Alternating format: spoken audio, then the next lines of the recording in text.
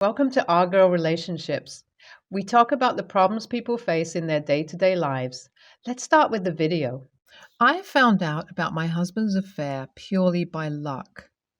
And thank the heavens because I don't know how long he was going to fool me. He bought me a new ring on my birthday that was too loose for my size. I asked him for the receipt so I could go in and get it exchanged, but fortunately, he had left a bag with the receipt in it at his office. I asked him to bring it home the next day, but it must have slipped his mind. He apologized and offered to get the ring exchanged by himself, but I told him I can wait a little longer. The next day, a friend of mine asked me to meet her for lunch, and the address she sent was a few blocks away from the jewelry store my husband got the ring from. I absolutely hate going outside more than what's required, so I decided to go over to my husband's office and pick up the receipt on my way to meet my friend. I usually call him or leave a text before going into his office, but luckily that day his phone was switched off. Thinking that even if I don't find him there, I can always just grab the bag and leave, I went over. That's how I ended up seeing my husband having an affair with his assistant. It was lunch hour, so they were walking out of the building as I was going in.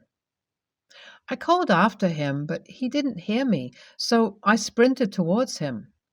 Before I could make my presence known, he grabbed her hand and started walking towards a cafe nearby. I quickly hid myself and decided to see what's happening here. I was sure there was going to be an explanation for this and quickly dismissed what my own eyes saw. But then he kissed her on the head before sitting down at his side, and no matter how much of a close friend she was, there's no explaining that gesture. The whole time they had lunch, he was holding her hand, and the intimate gestures were hard to ignore as innocent actions. I did record the whole thing on my phone, but I came back home soon after. The shock of finding out the truth about something I had no inkling about was very hard to process. That night, I confronted my husband while he kept denying everything. When I showed him the video, he said he just has an intimate bond with his assistant and it's nothing I should worry about. The blatant lie was an insult to my intelligence, and that was like a slap to my face. I always thought he loved and respected me, but in that moment it felt like I'm seeing our whole relationship through someone else's perspective. I was blind all that time to not notice the signs, and now that it's been almost more than a month, I can remember small details that were clear red flags. After he refused to accept that he's having an affair, I decided to take him to court. I wanted a divorce and told my mother-in-law about this. In my 8 years of marriage, my in-laws have always been the kindest to me. Not once did I find myself being uncomfortable in their presence. I trusted them, just like I trust my parents, and ended up telling mother-in-law about what's going on in our married life. And she sympathized with me. When I told her about how I caught them, she started consoling me and saying how I am wronged and her son should have known better. She said she'll have a talk with him, and I don't have to worry about anything. But no way was I going to settle for her having a talk with her son. I told her how I've already made up my mind and there's no going back now. I even showed her the video as proof. Instantly, her whole demeanor changed about my situation. She said I can't divorce him or defame him in any way. She said I should understand that affairs are very common statistically and marriages don't break over it. In her eyes, it was just a mistake that he wouldn't repeat, but for me, it was the first and the last strike. She started laughing at me for even suggesting I'm going to file a case for adultery and told me to not overestimate my power. She said, if I tried going down this road, she'll make sure they destroy me in court. That's how I knew blood indeed runs thicker. I left the house after seeing the true faces of my in-laws. I've been living with my sister since then and looking for an apartment. I contacted the same lawyer that my mom hired during her divorce and filed a case against my husband. The video was submitted as evidence and everything was going smoothly until I found out that my in-laws were indeed serious about playing dirty in court. They paid someone to pretend as my ex and say that I'm the one who was having an affair. It was a play to discredit my adultery claim and to get out of paying me alimony. The worst part is that the guy they paid was actually one of my closest friends, so there were pictures of us together that weren't fabricated. I knew he was having financial problems, but never expected him to betray me like that. The court gave another date to present the counter-argument, and I had to beg my friends to be witnesses and help me out by telling them how my friendship with the guy was only a friendship and nothing more. The divorce proceedings have yet not concluded, but we were able to prove that my in-laws lied and harmed the legal proceedings by submitting fake evidence. The court filed another case against them and they were sentenced to 6 months in prison and a fine of $1,500 for contempt of court. My friend who helped them by lying was sentenced for 4 months in prison, a fine of $2,000, and community service for civil perjury.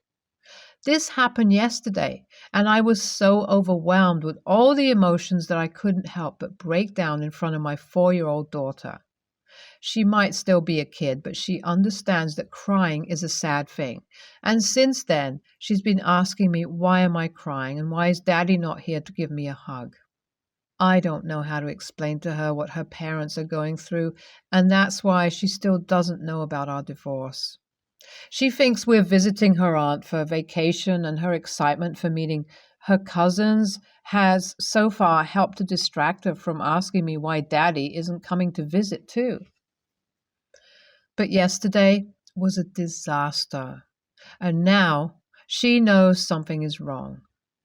Children can be very perceptive at times, and I can see it on her face how she's sad for me.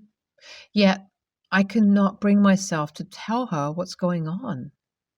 Am I the a-hole here? Should I try to explain to her the truth or keep stalling the matter until she's big enough to understand?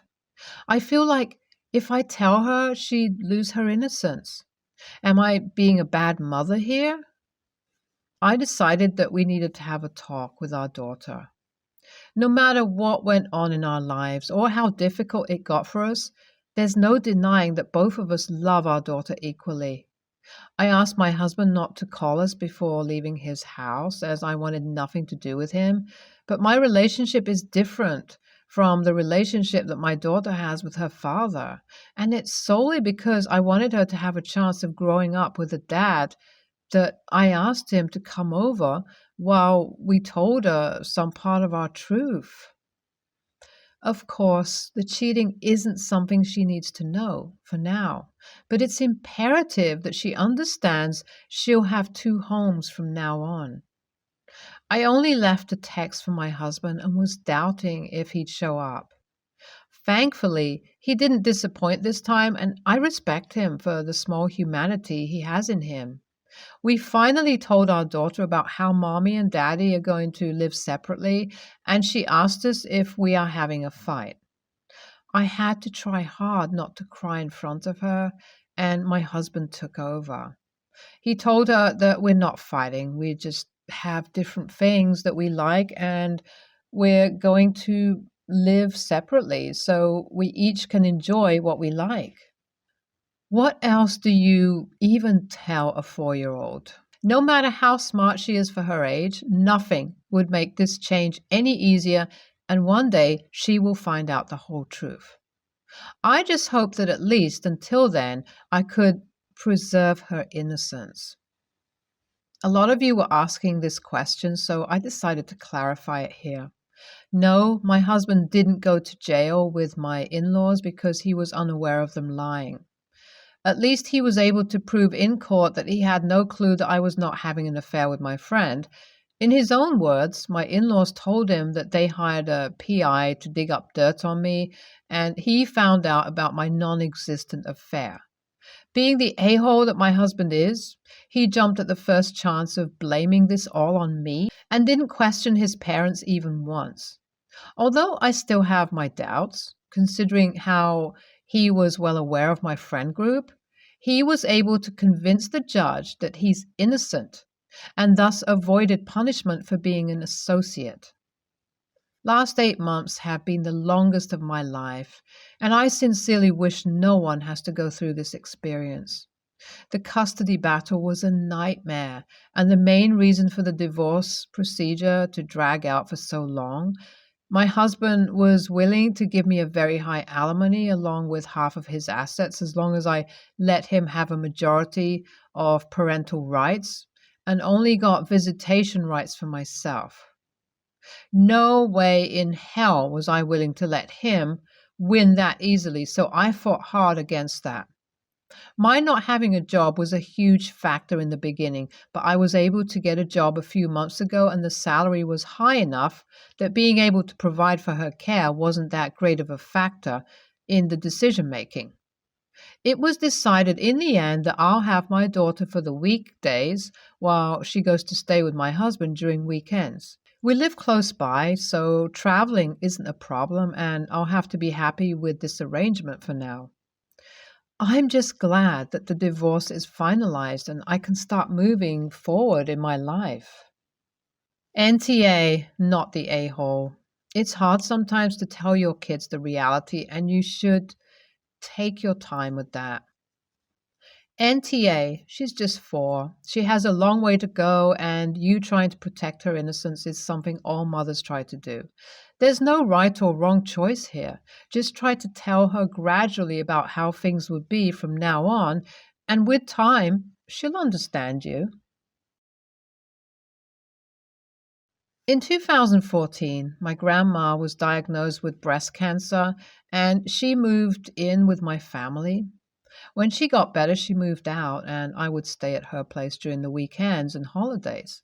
And then a few years later, she was diagnosed with a distant reoccurrence. My mom and I would spend hours with her in the hospital. When she spent a month in hospice before passing, I spent the entire month with her every night. When she passed, she had all her shit in order. She already told my mom and I who got what and gave her jewelry and prized possessions to us and my sister. The family heard about this and were upset about it, but kept most of their thoughts to themselves. What they didn't know is that my grandma had money she kept out of the will. She gave my mom some money and I got some too. My mom and I were the 2 people who cared for her the most. We spent all of our time with her.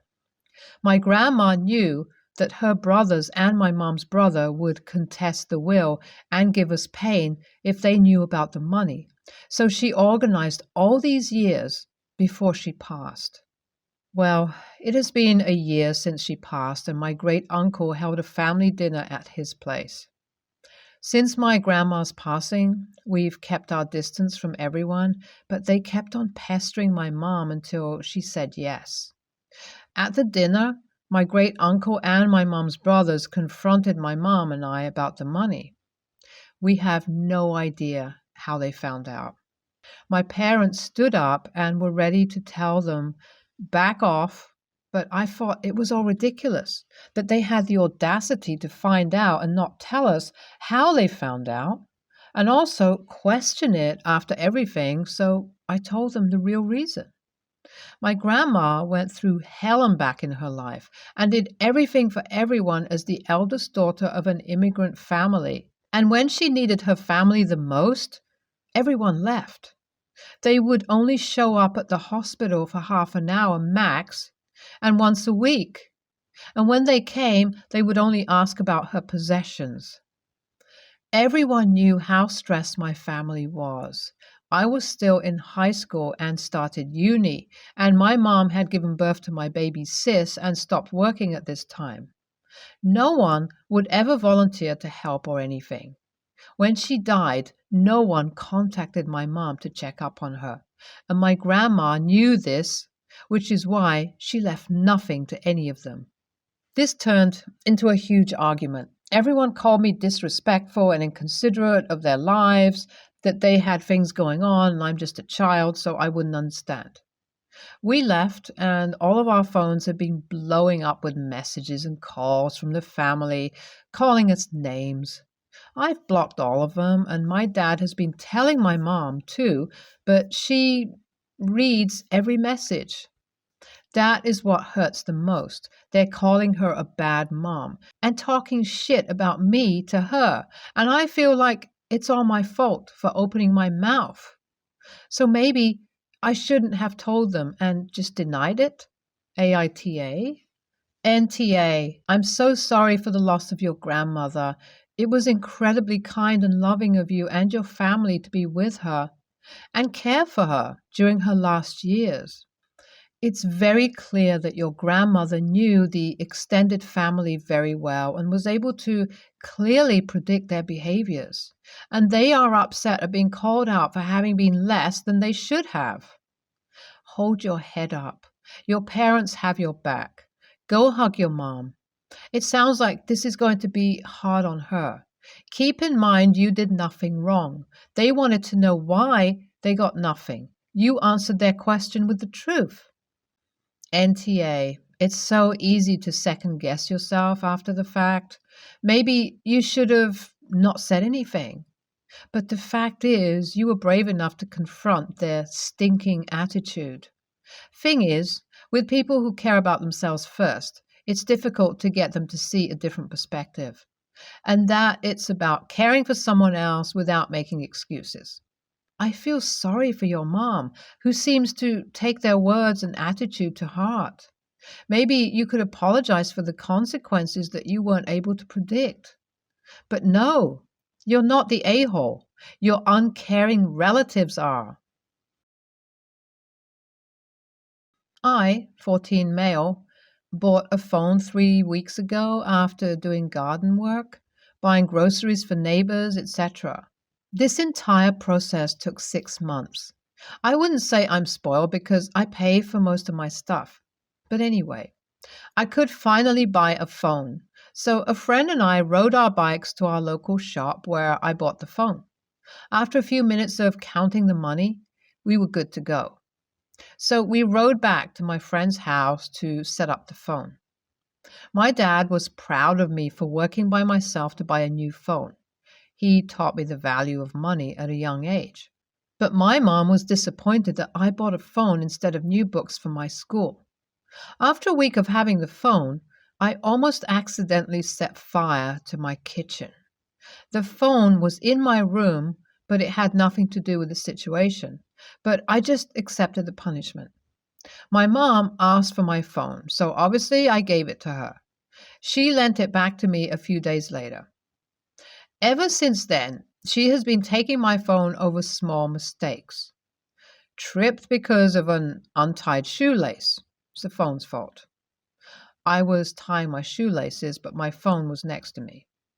Missed one chord while playing the piano. It's the phone's fault. I was using the phone before I started playing. Getting one wrong answer on the math test. Guess what? It's the phone's fault. I got the phone the same week I took the test. I was confused about it, so I asked her, "Why are you taking my phone from me if you did not pay for it?"